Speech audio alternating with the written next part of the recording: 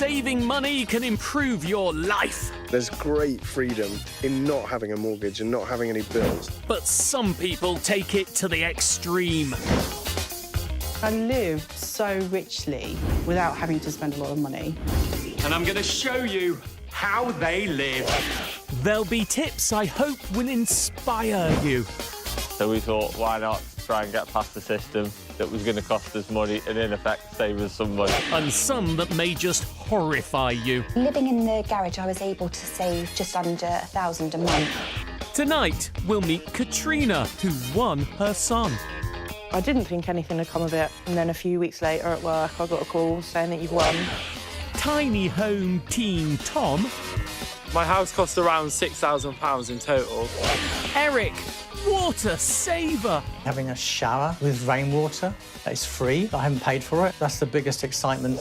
And Charlotte, who reuses her toilet paper. We've been able to make some small changes in our household and get a big financial return. As we meet my extreme savers. I know you're gonna dig this. Welcome. Now, I've spent my entire career showing you how to play the system and cut your bills to hopefully get a better lifestyle. But today, something different. I've gathered together a horde of people who, when it comes to saving money, let's just say they go the whole hog. Now, I am not saying you should be doing this too. In some cases, far from it. More, have a watch and maybe be inspired to put your foot down a little on the money-saving accelerator.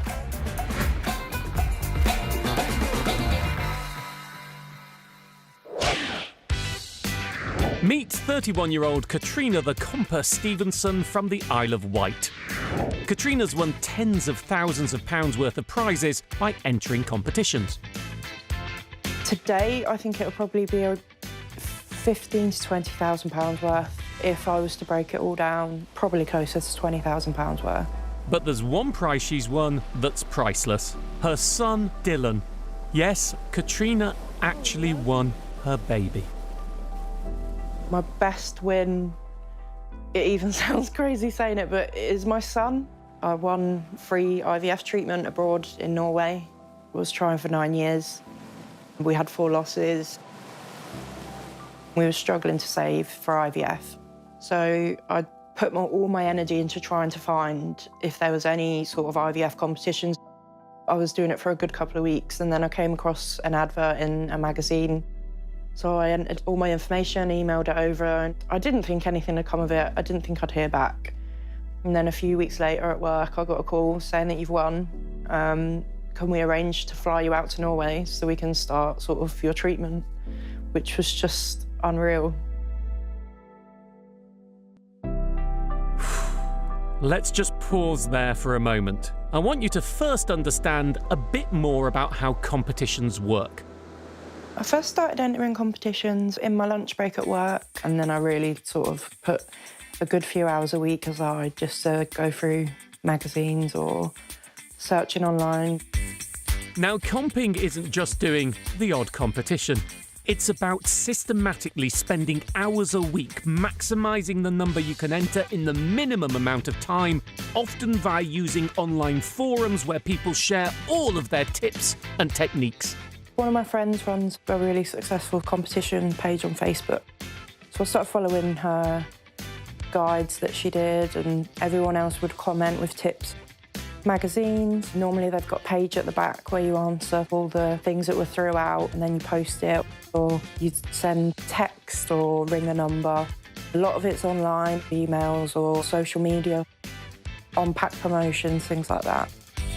You might have to enter hundreds a week in order to win even one, and do watch out for scams. It can be hard work, but for Katrina, it all started to pay off. I won a £1,000 John Lewis gift card. That helped me a lot to sort of get out my new place. Then I started winning like holidays, a weekend away in Switzerland and a weekend away in London, and then won a 5-star break for me and my partner in Fuerteventura, which was unreal. So that's when I thought, right, this is like crazy. I may as well just keep doing what I'm doing because it's working. If I needed something or it was something that I knew I'd struggle to get, then I'd purposely go out, search magazines, search online for that specific thing and put energy into it that way. Wow. But let's get back to the most important competition of all, winning that baby. While the first round of IVF was unsuccessful, Katrina and her then partner were allowed to fly back to Norway for a second time to implant a frozen embryo she had stored there. It was strange because I sort of just knew. I kept saying, it's worked. I know it's worked. I'm convinced of it. After 9 years, you would get used to looking at tests and thinking, is it? But it was so definite. I let the team know it had worked. Everybody was so emotional, like they were so invested, and it was like such a beautiful experience. It felt like we all made a baby. It was lovely. Today, Katrina's son Dylan is a strapping 2-year-old. Dylan is the strongest, cheekiest, but most well-behaved child I've ever met in my life, and I just feel so blessed to have him. First thing in the morning, he just gives me the biggest grin. That's how my day starts. And just saying, Mama, and I'm like, right, my life is amazing. Oh, now she has the child she always dreamed of, thanks to her lucrative comping hobby. The meds and the treatment alone was an incredible amount. And then on top of that, it was the travel, flying back out, and our accommodation costs. It's just stuff that I would have never been able to do, but it was just all taken care of for me. And it's just amazing that I can look back. I enjoyed every minute.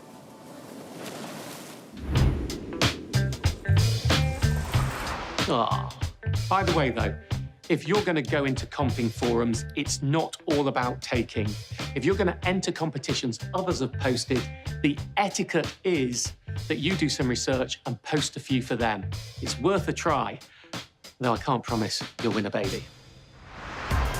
Now, meet 21-year-old Tom, tiny house, Leah from Bristol. At just 17, apprentice carpenter Tom quickly realised he'd struggle to get on the housing ladder. The cost of a mortgage or even rent plus bills was just too high. So he came up with a cunning, cost-cutting carpentry concept. I was on YouTube a lot as a kid, and I saw lots of videos about tiny houses, and I wanted to build one and sort of just jumped in the deep end and went for it. A family friend had a trailer available, so I went and picked that up. Because I was already in the deep end of a carpentry apprenticeship, and I thought I can transfer my skills across. It was quite daunting at the beginning. Tom had the base for his tiny house. He even had many of the skills needed to build it. The next issue to tackle was where to put it. Sat my grandparents down and was like, can I potentially build a tiny house in the garden?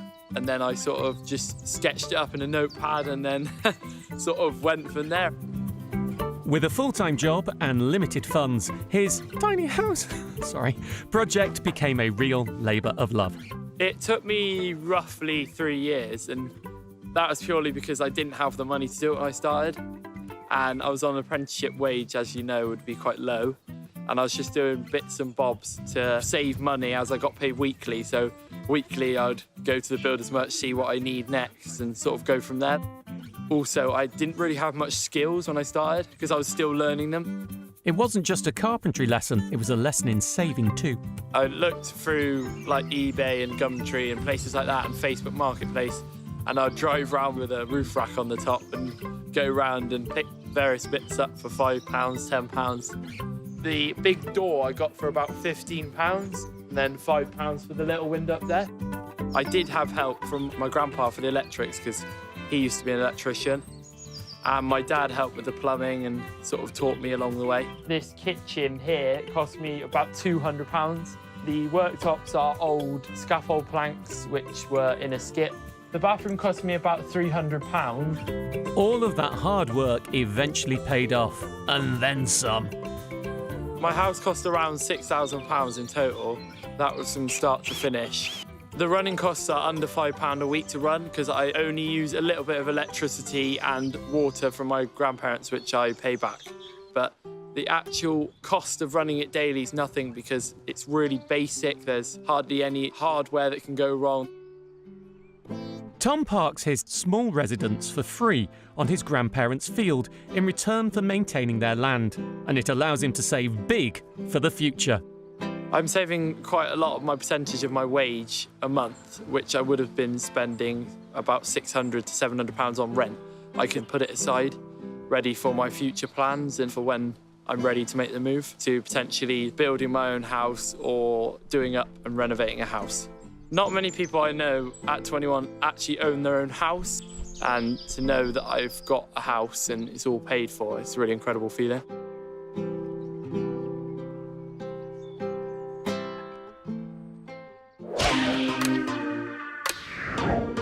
Wow, financial freedom at just 21 years of age. I love it. Go on, son. And you know, that £6,000 he spent on the house is less than the UK annual average rent. Of course, it doesn't factor in the cost of his labour and the land. But you never know, tiny houses could just catch on. Now it's time for our very first money-saving mission. This show may be about extreme savers, but I also want to give everyday folk a taste of the extreme. This mission takes us to the Eastbourne home of Dawn Shayla. Your money-saving mission, should you choose to accept it, is to do no grocery shopping at all until you've used up all the food currently in your cupboards and fridge. How many days can you last? This cheap tape will self-destruct in 5 seconds. Good luck. I'm willing to accept Martin's challenge.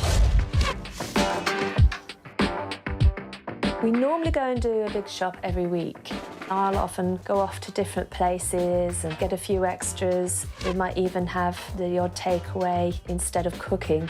I end up 3 times a week visiting a shop of some sort or other. That's despite Dawn having a wealth of food in her cupboards and freezer and spending £150 a week on her main shop. Usually there are things in the cupboard that stay there for years and get thrown out. Flour, cans of sweet corn, cans of mackerel, a ratatouille can. I've got porridge oats. I've got a lot of curry sauces. Realistically, I think we could last a week. But I think what I'm going to have to do is plan a bit more and focus our life around making food a bit more rather than just ordering it. But we'll certainly give it a go. We'll find out how Dawn gets on and meet the woman who reuses her toilet paper. Welcome back. If only money fell from the sky. Well, for our next extreme saver, it sort of does.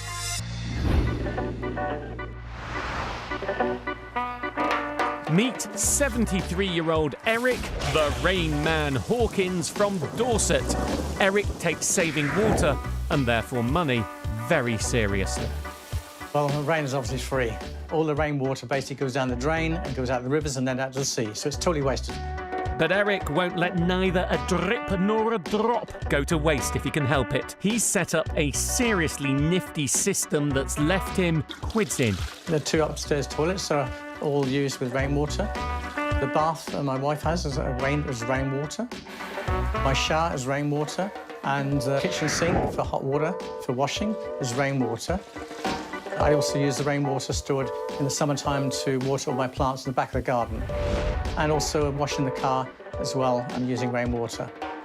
Having a shower with rainwater that is free, I haven't paid for it, that's the biggest excitement. In fact, just about the only thing he doesn't do with it is drink it. And here's how all this works. OK, so this is my rainwater harvesting system, and it starts off by rain coming through down through a rainwater harvester. It goes into a water butt. That passes the water through 2 filters, and then the water goes back up to the loft, where I've got 2 more tanks, and that's where the water's stored. This is the quality of the water.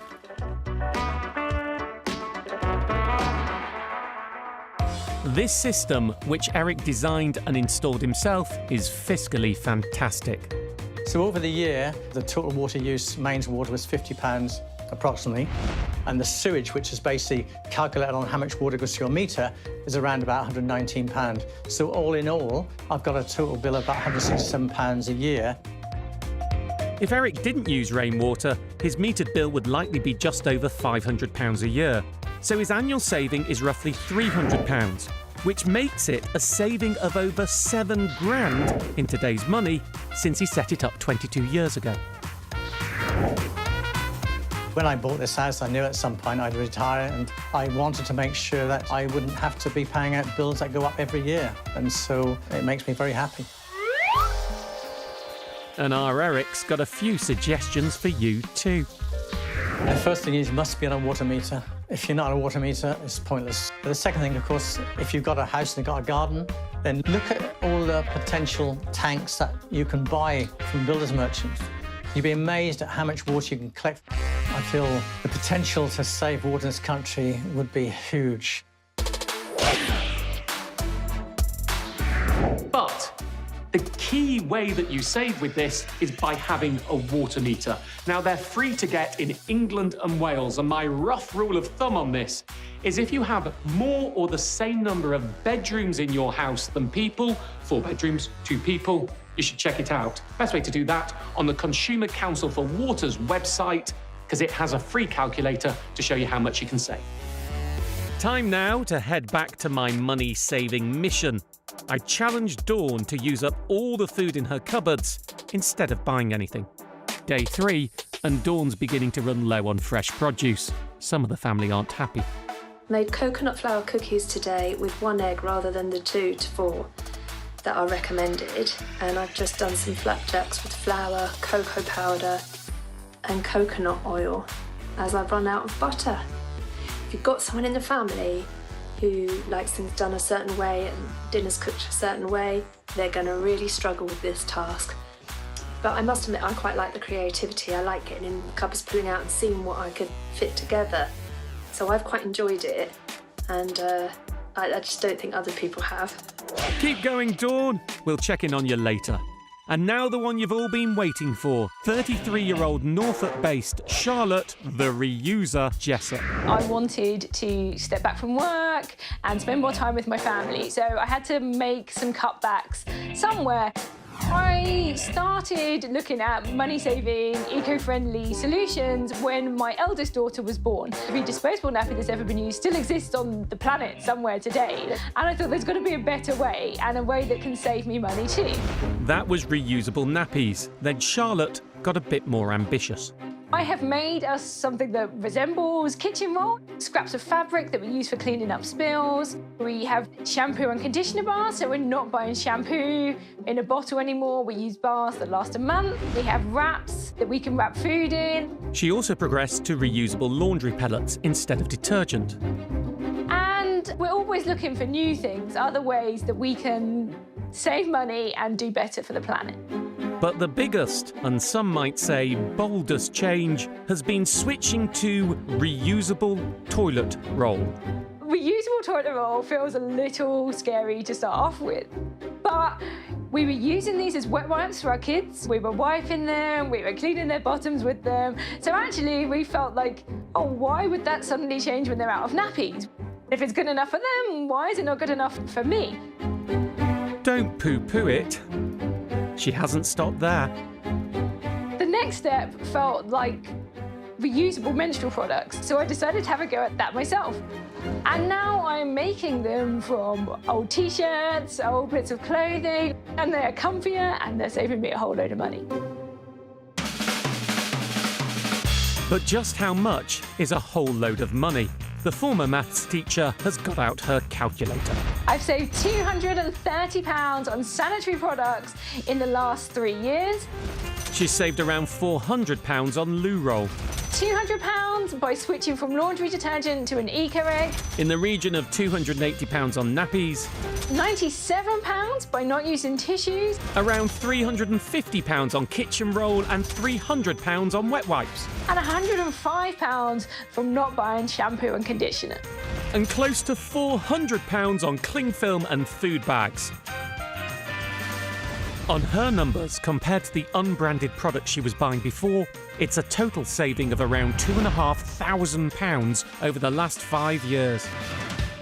Off the back of some of the savings that we made through using these products, we were able to go on a trip of a lifetime.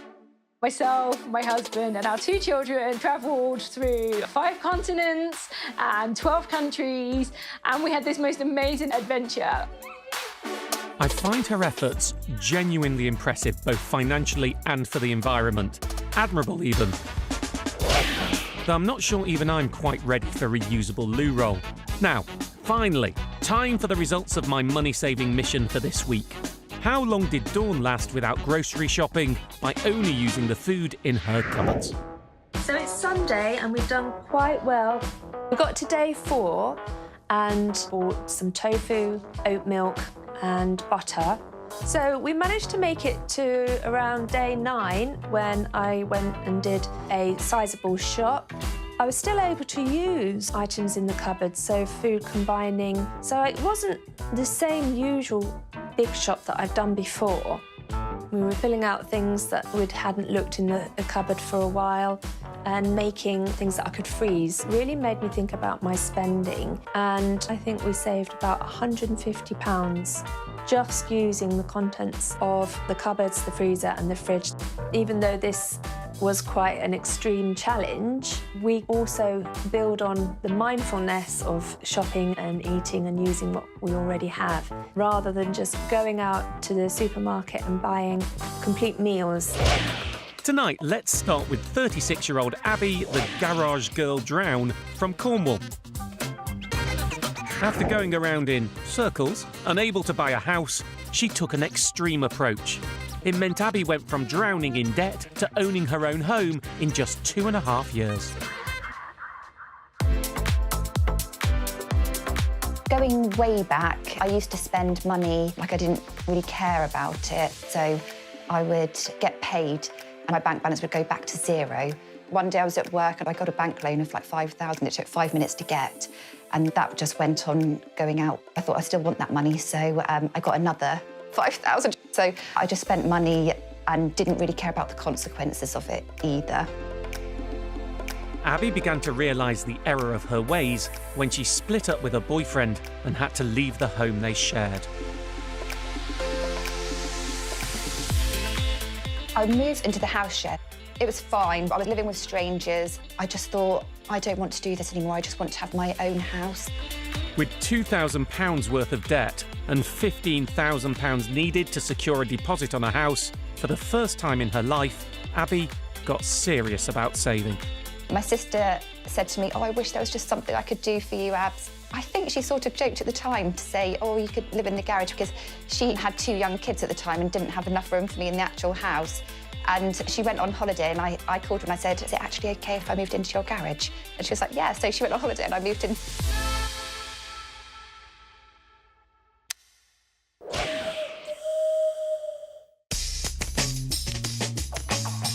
Once I was in the garage, I didn't have any outgoings. I didn't buy anything. I didn't buy any new clothes or anything like that, and just put all the money I had into a savings account for the deposit for the house. Going cold turkey on spending is good. Sacrificing your standard of living by sleeping in a garage is extreme. Living in the garage, I was able to save just under £1,000 a month. The thing that kept me going was the motivation to save for the house, because once I had my heart set on it, I was just really determined to go and get it. I just told myself it was just a place to lay my head, because I spent the evening upstairs with my sister and her family, and I would be at work in the daytime as well, so I do think it was well worth it. My niece even thought that everyone had a mummy, a daddy and an auntie house that lived in a garage at one point as well. 2.5 years later, Abby realised her dream of being debt-free and a homeowner. It was quite funny how it worked out, really, because I found the house that I would like, but it was just a plot at the time. It wasn't even built. And then by the time I had the deposit, the house was ready, so it all just fell into place really nicely. Abby's attitude to money, honed in that austere garage living, has continued. She's not the old big spender she used to be. She furnished her entire house by hunting out the best deals and bargains, and any spare money now goes towards making overpayments on her mortgage. That saving habit, so hard earned and fought for, is paying off dividends now. My mortgage payments are £388 a month. So what I've been doing this year is just saving extra to pay off a chunk of my mortgage. I'm going to be paying off £7,000 this year. It's just really nice to have a place that you can come back to and call your own. It's lovely, isn't it? But I'll be honest with you, I wrestled with myself over whether to include Abby's story in the programme. Because in some circumstances, living in a garage comes close to meeting the technical definition of homelessness. It's not something anybody should be taking lightly, and there can be permission issues too. But in Abby's case, she made an active decision to do it, and she had access to other facilities that make it more of a home too. And it's worth noting, if she can continue her current levels of mortgage overpayment, she could be mortgage-free within a decade, having saved over 10 grand in interest. Now for this week's money-saving mission. This show may be about extreme savers, but I also want to give everyday folk a taste of the extreme. And the best part, our volunteers have no idea what they're in for.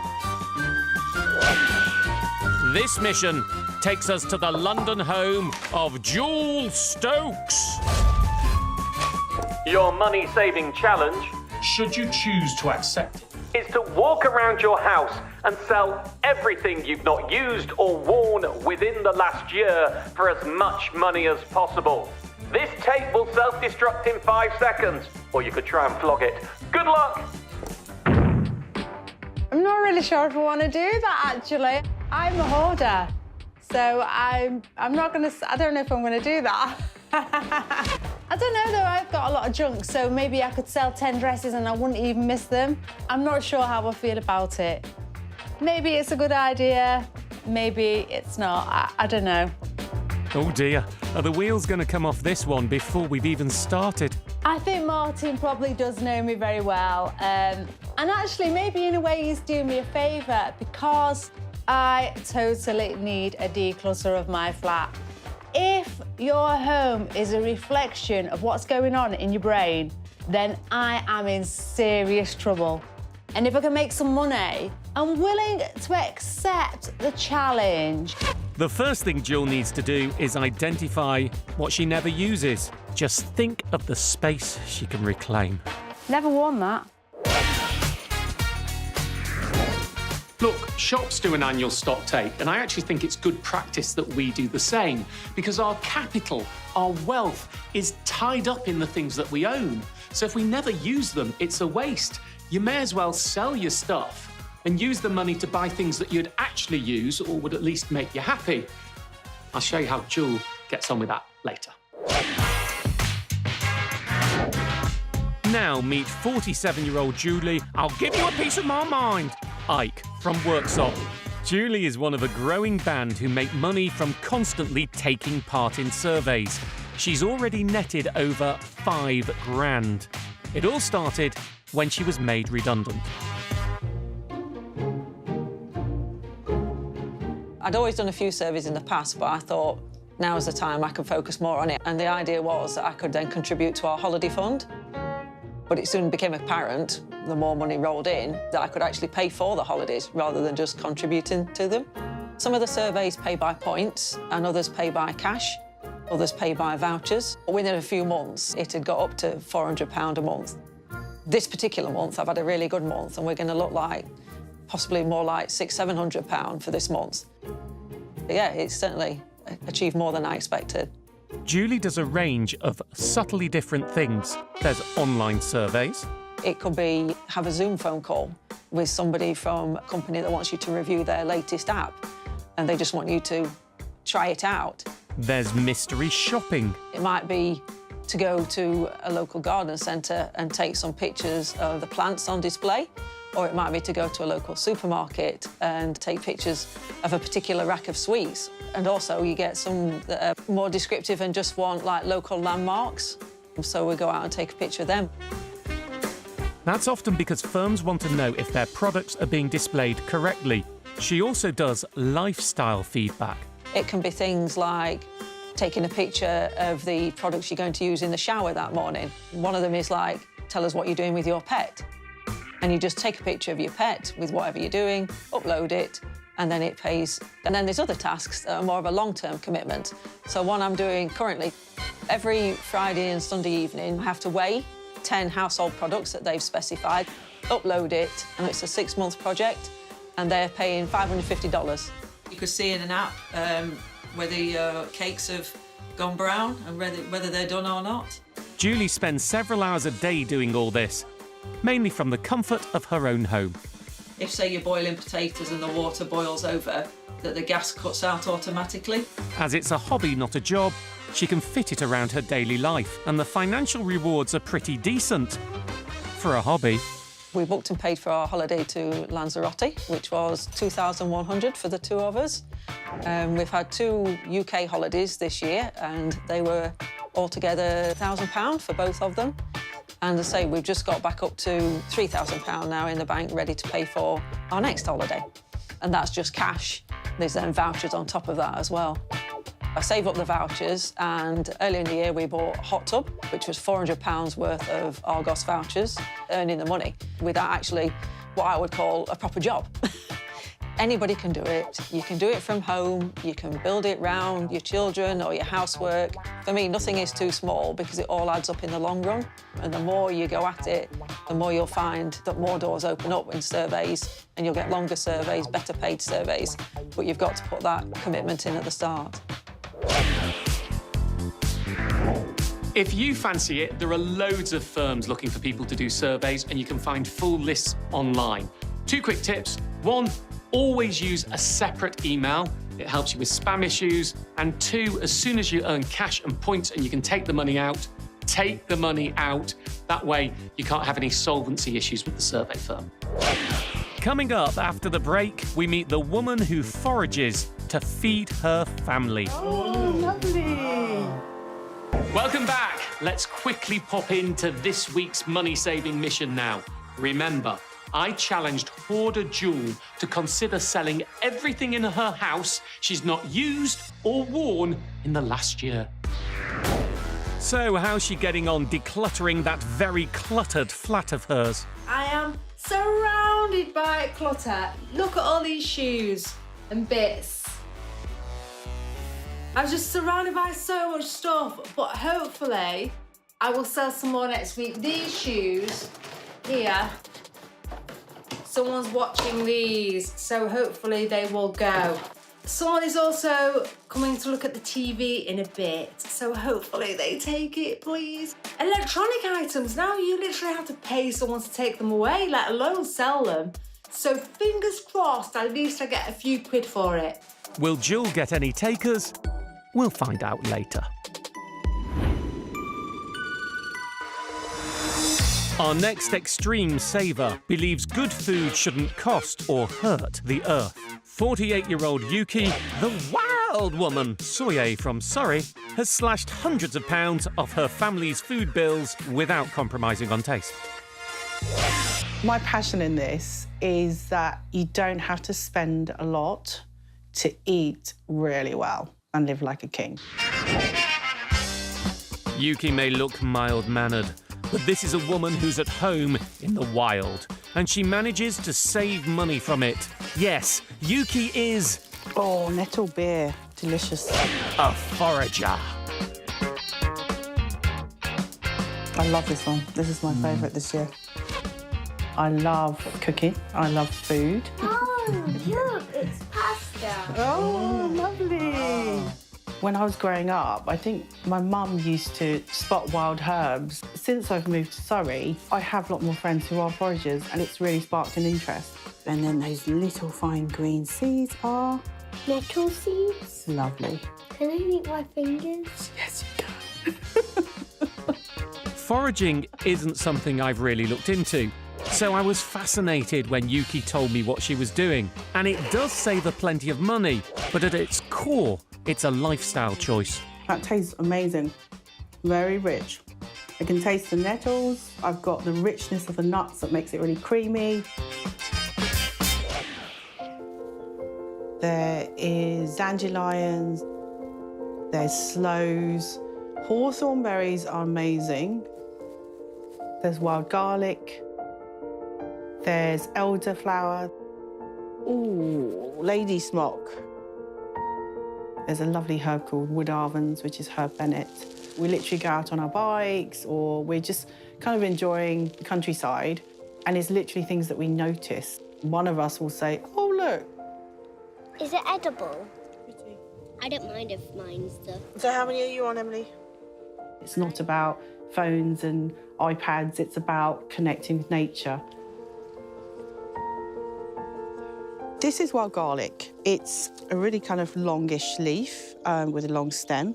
As soon as you pick it, you can really smell the kind of garlicky, oniony smell. These are wild garlic buds. When they're pickled, they're kind of quite crunchy. So they're crunchy, they're sweet, they're sour, really good on a cheese board. You need to 100% know what you're picking. You know, it can be really dangerous if you have any lookalikes. You think it's that thing, you think it's wild garlic, but there's actually one called Lord and Ladies that looks like wild garlic, but it absolutely is poisonous. Make sure there's a real abundance of it. If it's a little patch, just walk away, let it do its thing, because, you know, it's not just for us, it's for creatures. If you want the same patch here next year, you don't take it all. In terms of public spaces, you're okay to pick for personal use only, not commercial use. It really is important to be safe. If in doubt, leave it out. Where things can't be foraged, Yuki grows them for free in her garden, rather than buying them from the supermarket. It's a growing trend, literally. I've really enjoyed my garden this year, and again, like foraging, it grows year on year, and I do different things, like parsley, basil. I've got sage, thyme, lemon balm, tomatoes. I've done pears this year, and even kohlrabi. So I've had a real season of different things. And if there's still something she needs, Yuki will try not to go to the supermarket just yet. Hi, Jason. Hi, Yuki. I've got this dandelion vinegar here. She'll just turn to her trusty network of neighbours instead. I actually was about to bring something over to you. Oh, I've got some fab. hot ketchup. Oh, whole ketchup. That's amazing, because it's not in season now, is it? So we kind of trade, you know, different things according to what we have, and it really kind of builds community, and we get a chance to try out different things. Brilliant. OK, bye. Bye.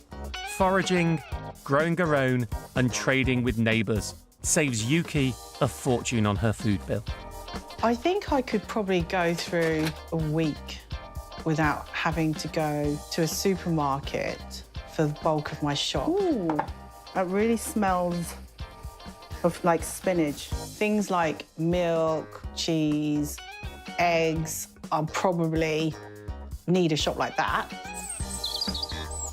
I've basically spent about £20 in a week before, and the rest of it I've used from the garden and foraged. In the course of a year, that's a few £100s that I'm saving.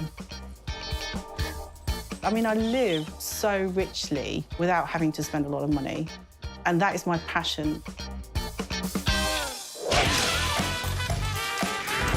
Now for the results of this week's money-saving challenge. Has our Jewel managed to part with any of her stuff? I was totally overwhelmed at first, the challenge. I just thought, I can't do this, it's impossible. I started uploading lots of things to an online selling site, and just uploaded as many things as I could, but it just took such a long time. Taking the best photos.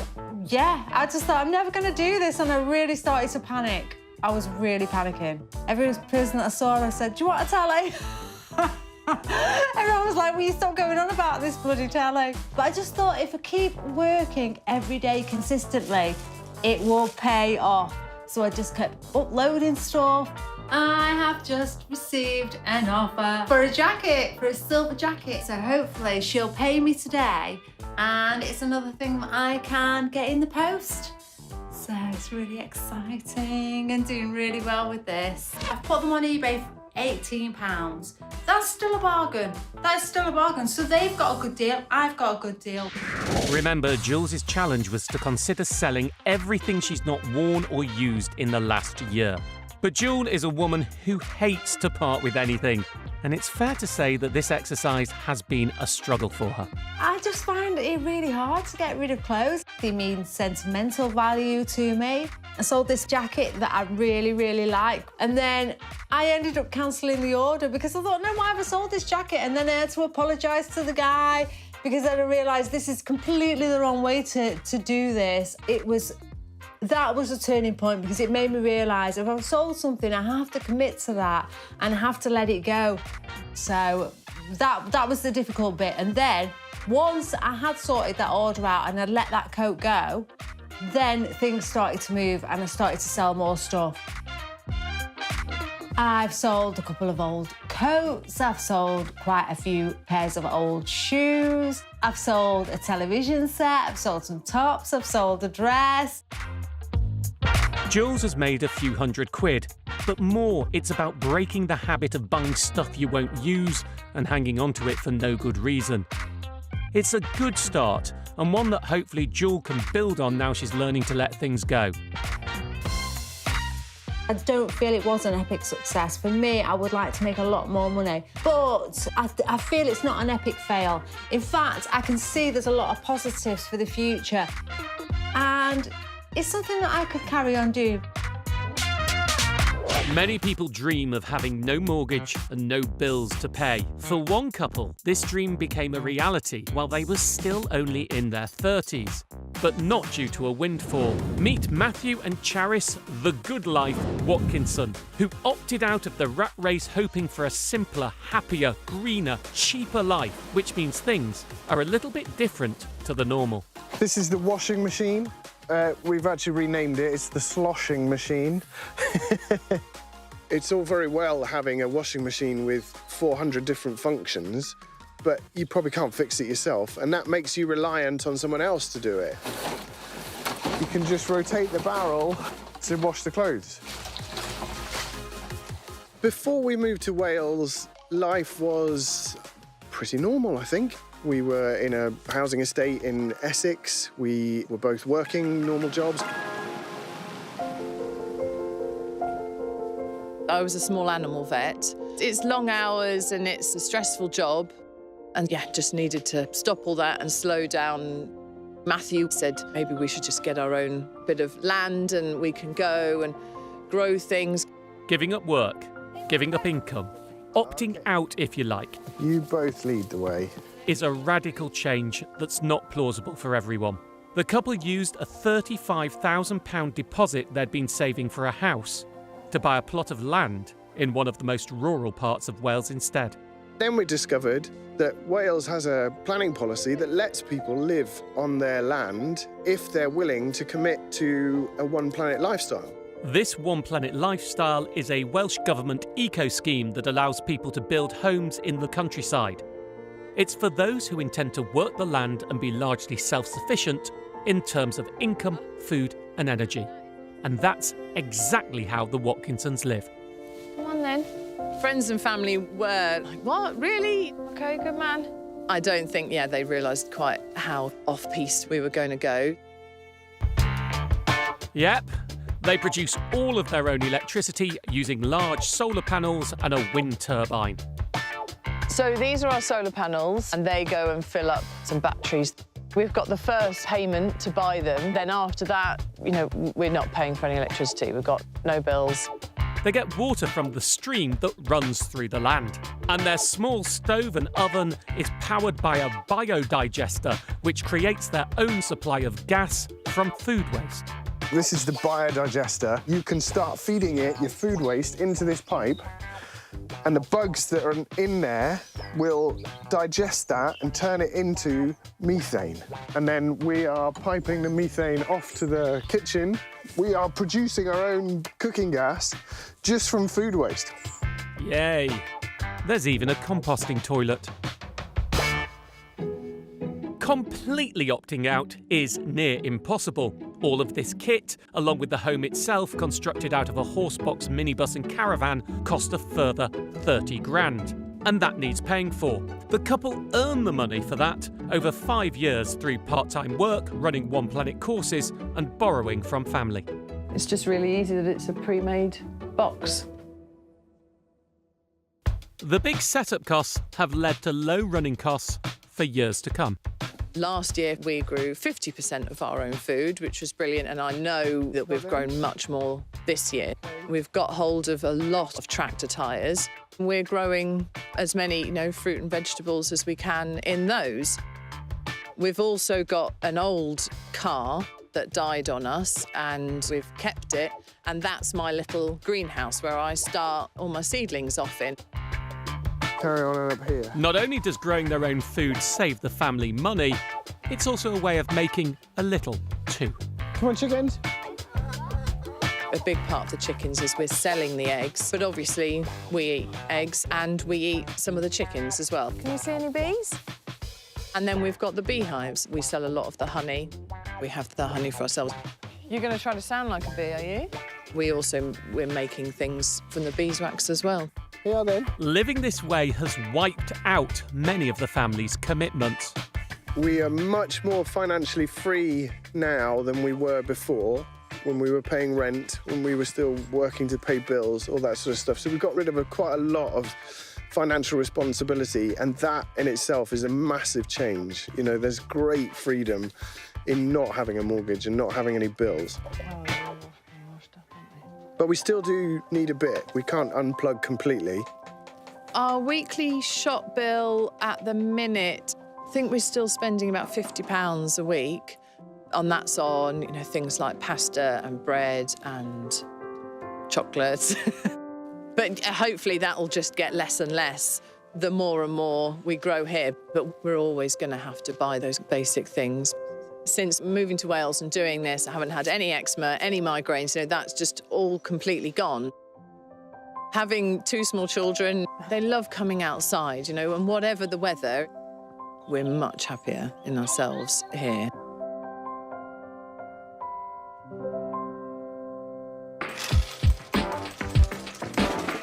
Now to charity shops.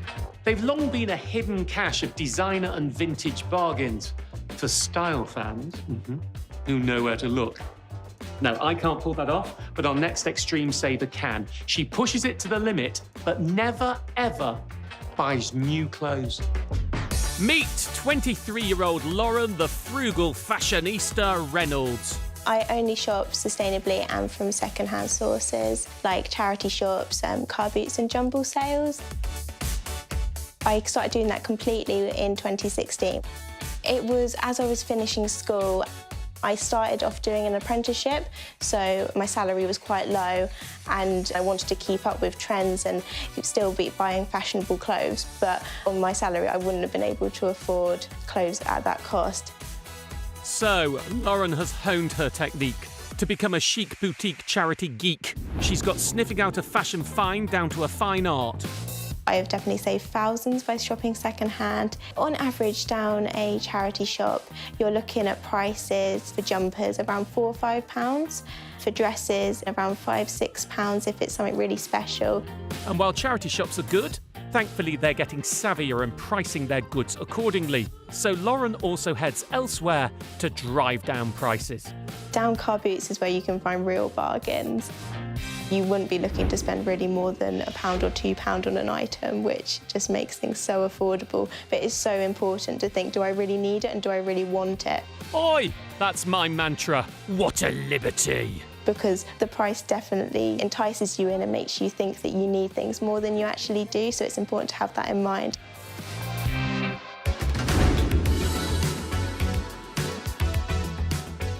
So this gorgeous mustard yellow midi dress retails at £150, but I picked it up for 20p down a charity warehouse sale, and I love it. And this gorgeous dress would have been £50 new, but I picked it up for £4 down a charity shop, brand new with tags, and my friend had gone out and bought the exact same one brand new on the website the week before. I picked up these Doc Martens second-hand, brand new. They retail at £180 and I picked them up for £20 on the Facebook Marketplace. They just go with everything. Lauren uses a similar approach with her boyfriend too. She didn't find Sam in a car boot sale, but she does dress him from one. I'd gone down to a car boot and I found this man selling this gorgeous leather All Saints jacket, and he was asking £30 for it, which for me down a car boot was a lot of money. Like, I had to clear out my purse to buy it. And once I got home, I looked it up online and it was a £300 jacket, so I'd got a really great deal. I put it away and I saved it for Christmas, and I'd bought him something that I would never have been able to buy him new. But Lauren's philosophy is more than just about the money. My biggest goal when shopping second-hand is just to never let an item go to landfill if it doesn't need to. So if I have decided I don't really want an item anymore, then I will definitely either resell it or redonate it just to keep it in the cycle. And on top of that, it means that I'm never out of pocket, which is great.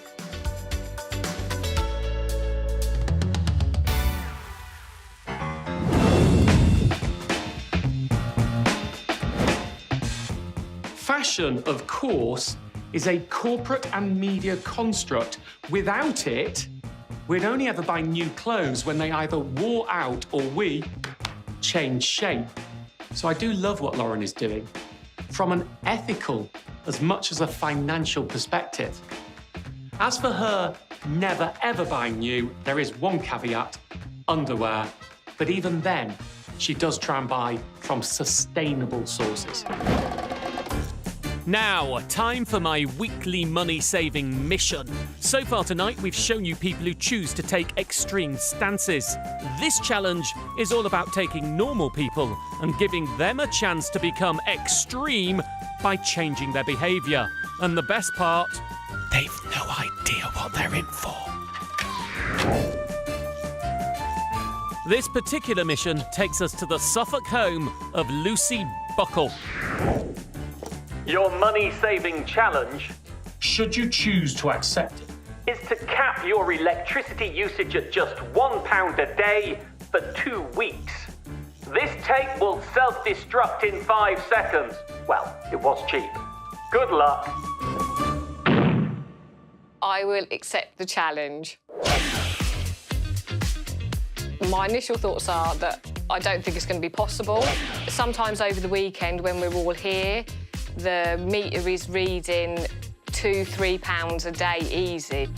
My electricity bill, we get them every 3 months. They're usually around 200 to 250. The thing that uses the most electricity is my tumble dryer. Especially at weekends, I've got it on more because I'm trying to wash the children's uniforms, wash my husband's work stuff, ready for Monday. I leave lights on when I'm not in the room. Also, at the weekends, the telly's on most of the time, so I might have to try and turn that off a bit more often rather than just leaving it on as background noise. Welcome back to Extreme Savers. Now you know the old expression, look after the pennies and the pounds will look after themselves. But they're not normally talking about weight. Yet our next extreme saver is 34-year-old frequent flyer, when times allow, Lee the luggage wearer Chimino from Stoke-on-Trent. I am someone who likes to travel. I mean, I've been to lots of different places, as far afield as Israel, to Canada, to Fiji, to Bali, Australia. And if there's one thing jet setter Lee knows more than out else, it's airport baggage weight limits and charges. Me and my friend were travelling to Ireland and the baggage rules changed 2 days before takeoff. We couldn't now take on our cabin bag free of charge with all our essentials in. We'd have to pay £6 to £8 there and £6 to £8 back. I mean, the flight itself was only $14.99 return. It wasn't going to break the bank, but it was just the principle. Me and my friend put our heads together. Come and have a look at this. You're going to love it. Instead of paying to check in his luggage, Lee decided to adapt an old coat of his and wear all of his belongings instead. We're all game for a laugh. We're not breaking any laws, so we thought, why not try and get past the system that was going to cost us money and, in effect, save us some money. A local tailor thought the idea so much fun, she even adapted the coat for free, saving Lee even more. When I saw the finished product for the first time, my initial reaction was, we can't do this. We're not going to get away with this. Never one to shy away from a challenge, Lee decided to carry on. I literally got everything I needed. Change of underwear, change of clothing, an extra coat if it rained, all the essentials like toothpaste and change of footwear. We get to the airport, put the coat on, I feel like a clown. What are we doing? I've got my friend with a camera in my face. What are we going to do if it doesn't work? I'm actually quite nervous. From check-in, security, to getting on the plane, there was no reaction, and I was quite surprised. So, the coat made it through security. Next stop, the plane. It was too simple, really. It was very satisfied when we touched down on the tarmac in Belfast. Since returning from Belfast, the coat has been used many times on ongoing trips. We're all ready to fly. Let's get it packed. The saving just multiplies, and looking forward, it'll continue to do so.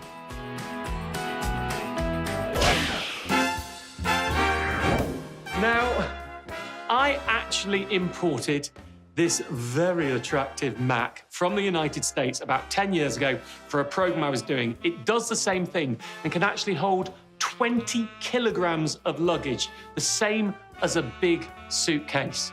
And it doesn't breach the rules at all, but it is within their discretion to tell you you can't wear it. You, of course, don't have to go the whole hog and do that, though. If you're a little overweight on your baggage, you could always stuff your pockets or wear 4 tops. Time now to head back to my money-saving mission. Is Lucy still living on Electric Avenue, or can she cut her usage to £1 a day? So I've just put the oven on, ready to cook dinner, and I have put the immersion heater on for some hot water for baths. And my smart meter is reading now cost per hour 90 pence. And actually that is quite shocking. Electric Avenue. I am a bit worried, to be honest, because I just don't know how I'm going to do it. But it's a challenge, and I'll see if I can. But I'm not positive about it. Will she? Won't she? Stay tuned for the results. Our final extreme saver of the week dines like a queen on the budget of a pauper. 31-year-old Rosie, the supermarket shopper foreshore from Liverpool, sometimes bags her weekly food shop for under a tenner. Before I've even set foot in a supermarket, I go through everything, my cupboards, my freezer, my fridge, and I make a distinct list of everything there. And once Rosie has a clear idea of what she does and doesn't need, it's time for her to use her supermarket powers. First, she looks for yellow sticker items.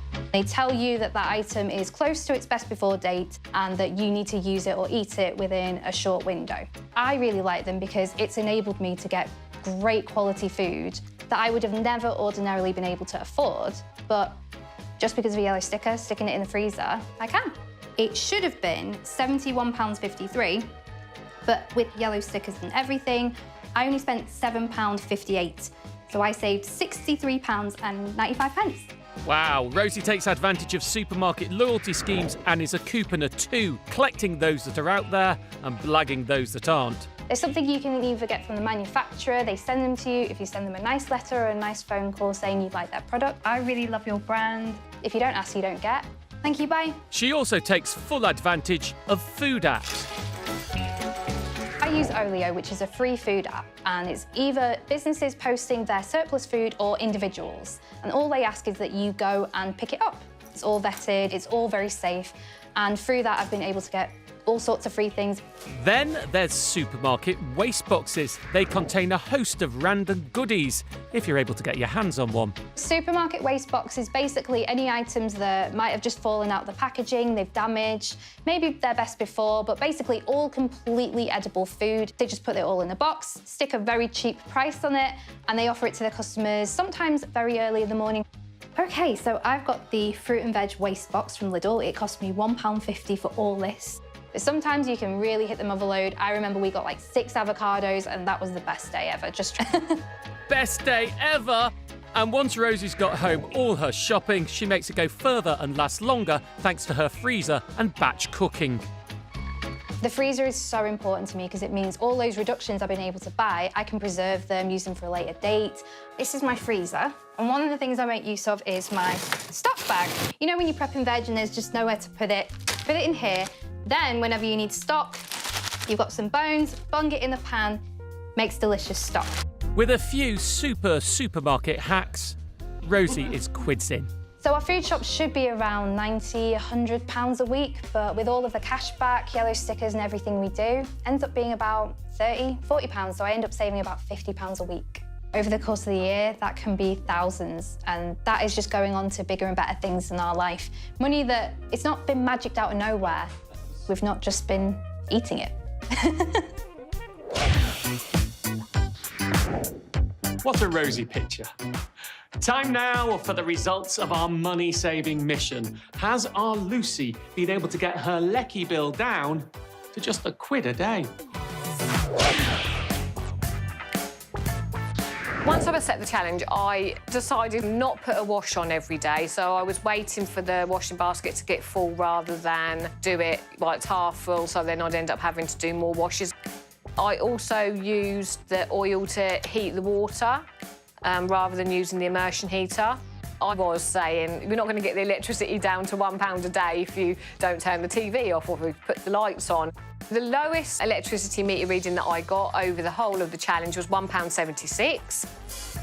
I was really pleased that day, to be honest, that I'd managed to get it that low. I wasn't expecting to get it under £2. While Lucy didn't quite hit the £1 a day challenge, big picture was still a win. She normally uses £3 of electricity a day, so she's nearly halved her usage and doubled her awareness. I think it's been really helpful to do this challenge because you get to see where you can save money and where you're wasting money. Exactly. The challenges aren't about saying always live life that way. They're a way of exposing yourself to your own bad habits. I always talk about switching to cheaper deals, and please do. But stopping energy waste is important too.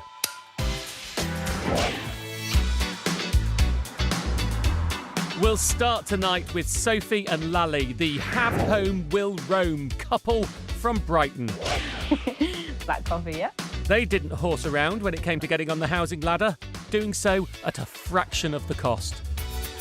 When we met, we both rented privately. We had 2 flats. So I had a 1-bedroom flat in the centre of Brighton, which was costing me about £1,000 a month.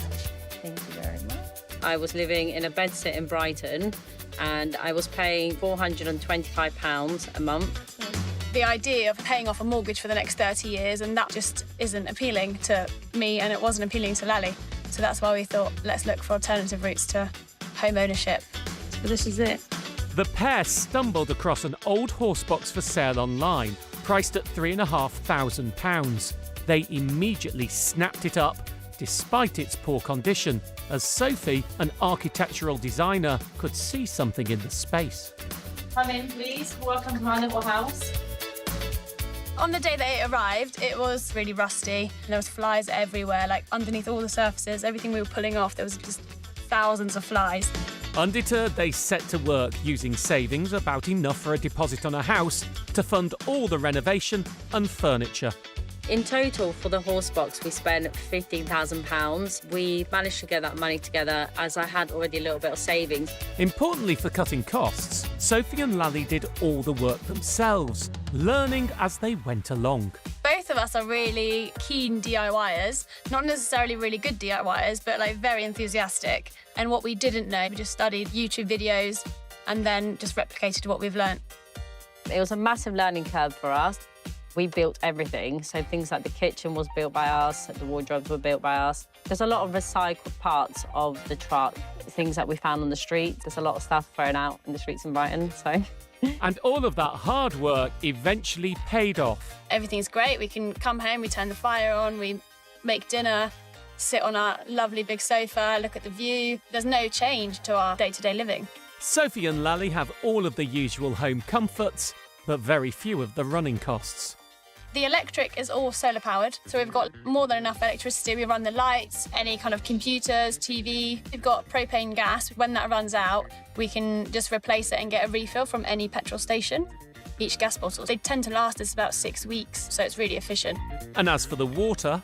So we've got 2 tanks underneath the vehicle. They're both 200 litres, so one's waste and one's fresh water. We can empty and refill at any campsite. You pay a small fee to empty your waste and to load up fresh water. It's only about £15 or £20, depending on where you go. The horse box is currently parked up on a friend's land, so there's no rent to pay. And all of this together means the couple can save large for the future. The idea is to live really efficiently and economically with our money, and that will enable us to then invest in a longer-term future. To do what we've done here, but on a slightly larger scale, to build a house, but for it to be very sustainable and very efficient.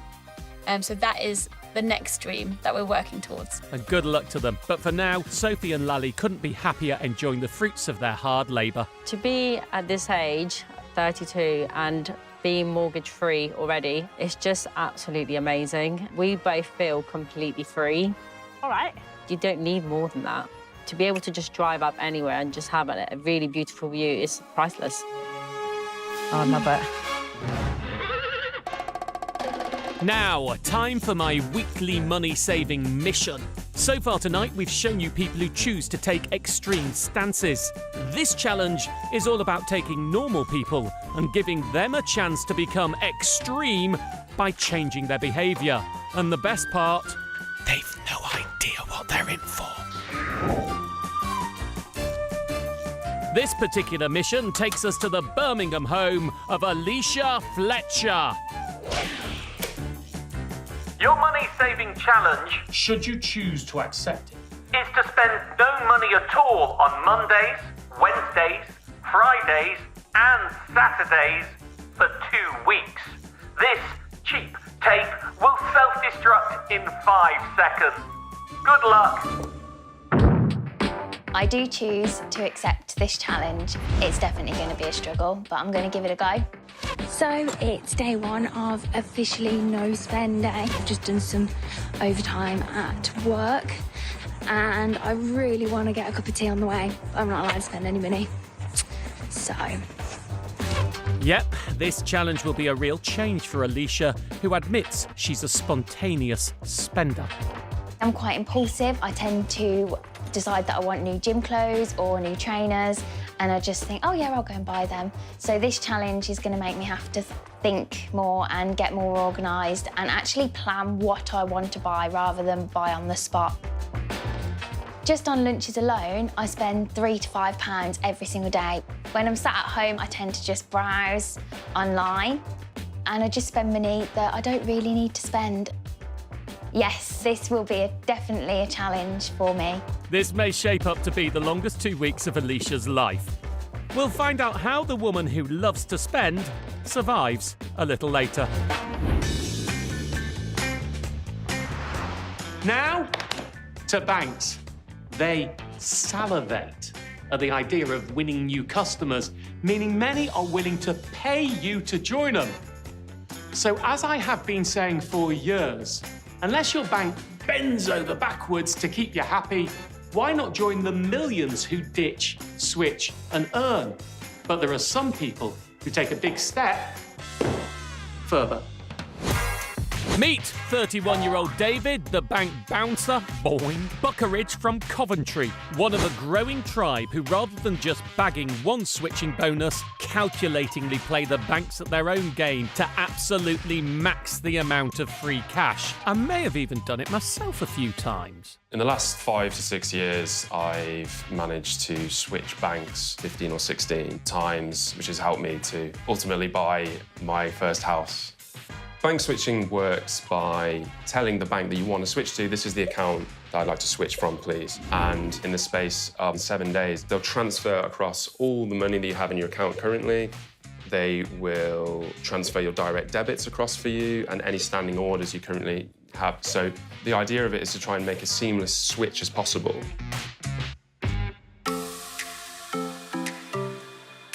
At any specific point in time, there'll be lots of different banks offering different incentives, whether it's an upfront switching bonus or ongoing monthly rewards.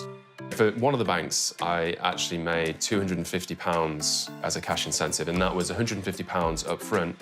But because they were so confident in their services, they offered anyone who wanted to leave after 6 months £100 for leaving.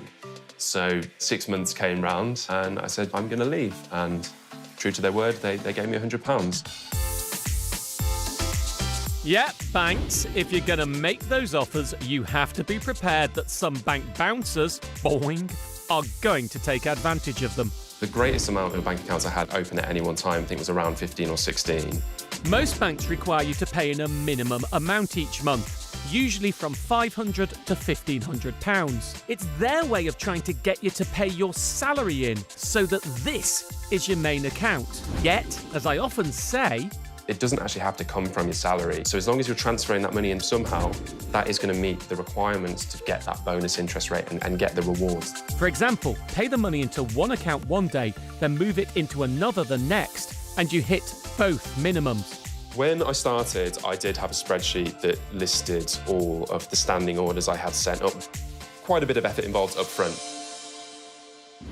I would estimate I've made around £1,600 so far, and that doesn't include some of the referrals I've made from referring some of my friends and family to do exactly the same thing. It doesn't even include the ongoing interest, so compared to if I just left things as they were and kept with my old faithful account, I've made £4,000 more. I was able to put down a deposit on my first house, and there's no way I would have been able to do that without the bank switching.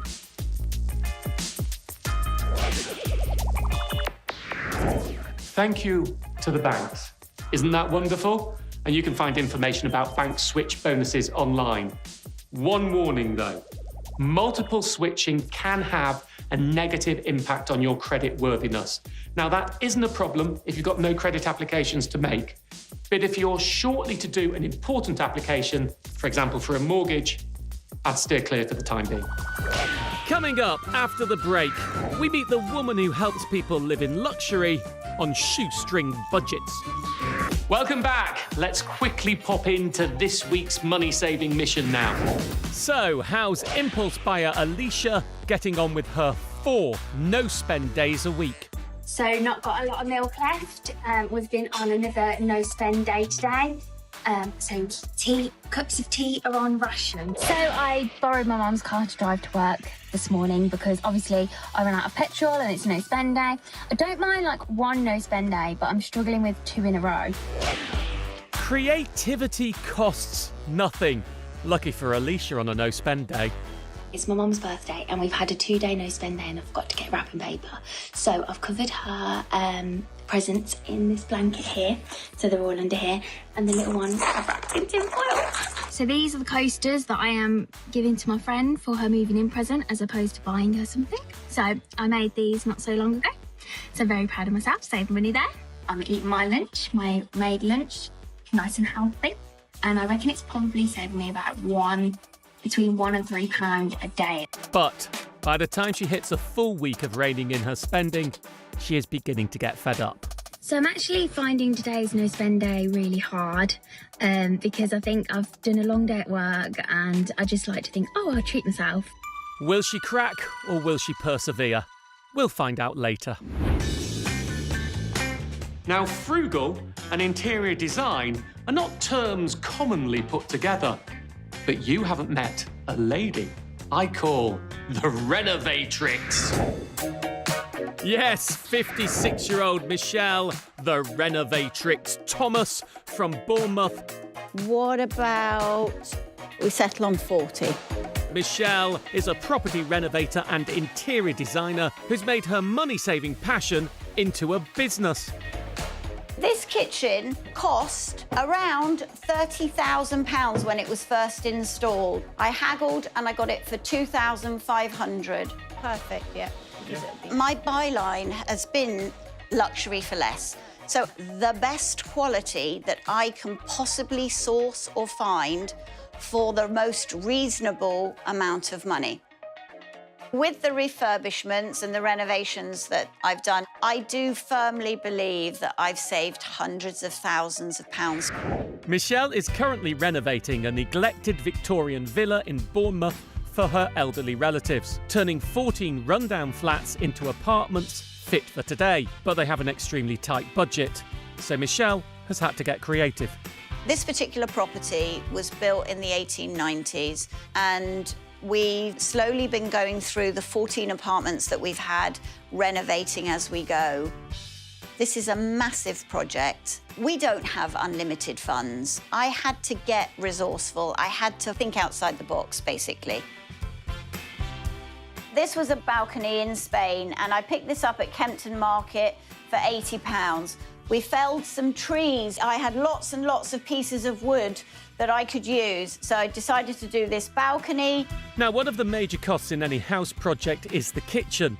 But Michelle's got hold of a kitchen with a retail value of 30 grand for just £2,500. And that's what's in this finished apartment. I call it source, buy, and then design. So I will source a kitchen, and then I will buy it, and then I will design the space for that particular kitchen. End of January, okay, that's fine. Normal designers will design, then they will source, and then they will buy. It's slightly more time-consuming, but it's very much more cost-saving as well. Here's a kitchen that was on the used kitchen exchange. This is a solid oak kitchen, soft close, granite worktops, integrated dishwasher, integrated microwave. I went to a high street manufacturer and priced just the carcassing alone for £12,000, brand new. There's a lot of people that order stuff online and they make a mistake and they advertise it again online to get rid of it. And I do my usual trick half an hour before I go to bed, and I'll just know what I'm going to need. And so I start stockpiling shower doors or cupboards. And then it's all about the negotiation. Is that your best price? And if people, you know, say, actually, I could do it slightly cheaper, then I pounce on them. Ow. Michelle hasn't paid full price for anything in any of the apartments she's renovating. From toilet seats to sofas, they're all bargains, saving her and her clients thousands. So this particular table, £1,400 new from John Lewis. The people didn't like it, it didn't suit their new house. So we went out, picked it up, £75. The toilet was brand new, but on Facebook Marketplace, it didn't work in the people's houses. It was boxed up. I paid £100 for the toilet. My tips and techniques for purchasing good quality stuff at a bargain price. It's all about people.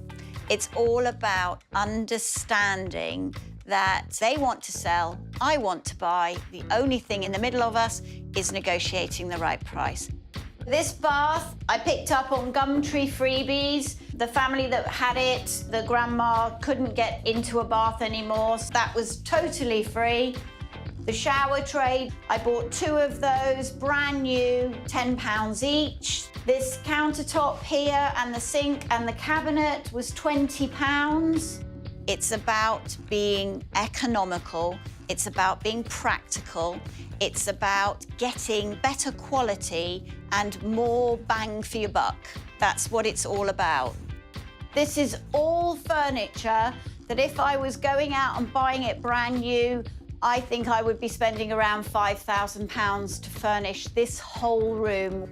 And I did this for around £500. Michelle feels many of the strategies she's developed in her work can help those furnishing their own homes. There's a lot of people out there that are renting. There's a lot of people out there that are first-time buyers. There's a lot of people over the last year that have been spending an enormous amount of time in their own homes. So I'd like to inspire people to think about it slightly differently than maybe ordinarily they would. I found these sofas online on eBay. These two sofas would have cost in the region of about £8,000. I agreed to buy them for £200. So this little set here would be £1,100.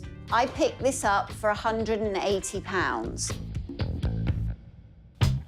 And what's good for your pocket is good for the planet too. We are a throwaway society.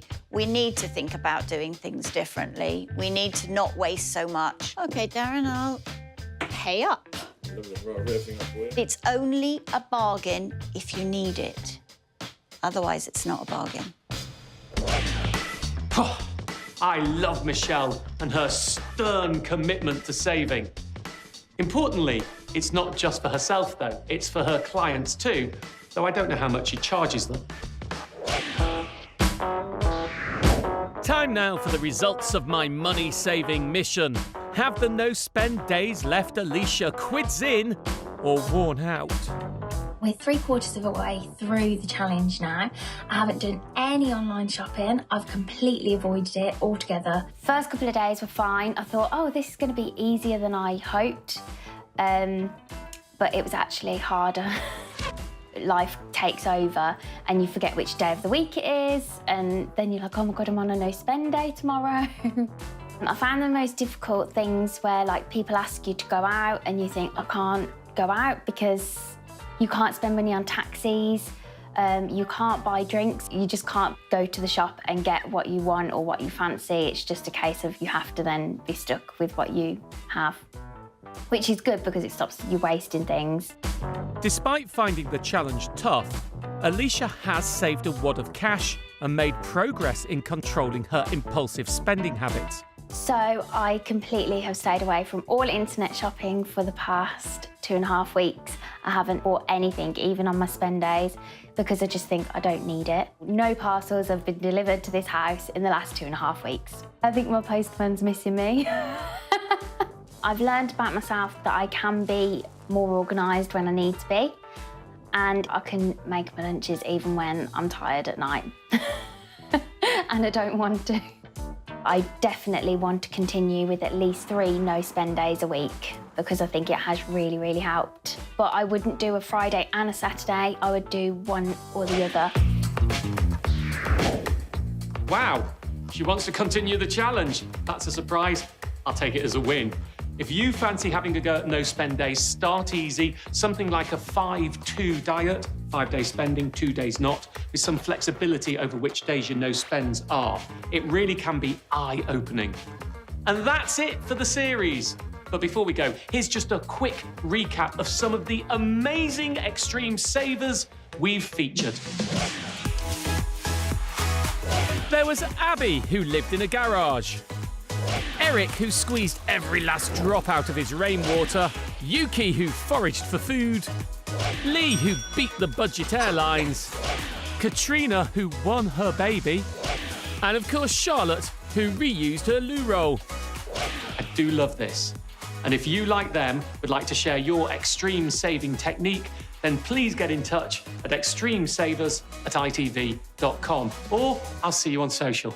Bye-bye.